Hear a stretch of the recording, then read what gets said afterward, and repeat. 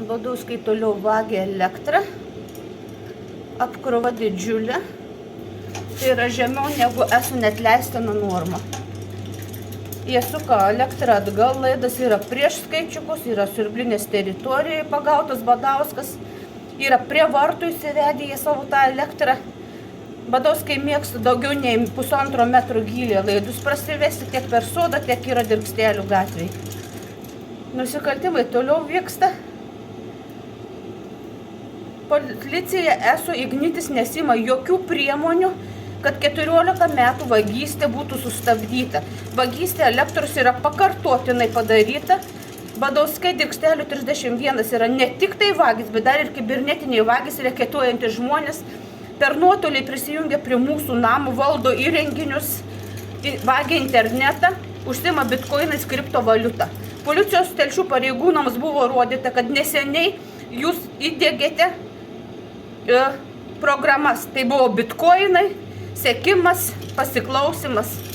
Įjungiamos slaptos kameros telefone, matosi, kad šviečia lemputė.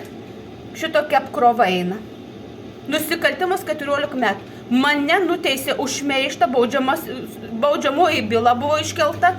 Man buvo nupirkta liga kliedesiai, važiuota į Mažeikius, į Plungę, kreiptais Telšių pas medikus. Jokių kliedesių pas manęs nėra ir net nebuvo. Tai yra korupciniai veiksmai teisėjos Stulpinienės, Šiaulių apeliacinio teismo, kuri prašė atnešti knygutį ir buvo parodyta, kad iš tikrųjų vyksta vagystė, kad yra daug mokėta ir net nesusidomėjo, kodėl tiek daug mokėta ir neieškojo priežasties, neįpareigojo ESO išsiaiškinti, kodėl šitokios sąskaitos pas manis. Elektra matosi, kad vagiama yra toliau, Badauskai toliau kriptovaliuta, bitkoinais ir namų šildymai. 2 pastatai toliau yra šildomi.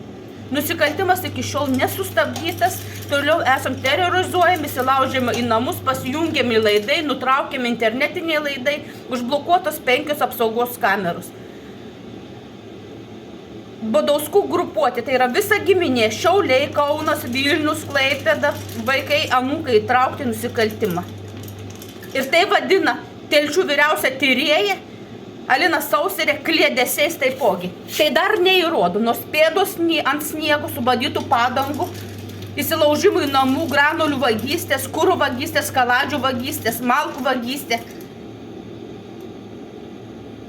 Pėdos rodo tik į Badauskų kiemą.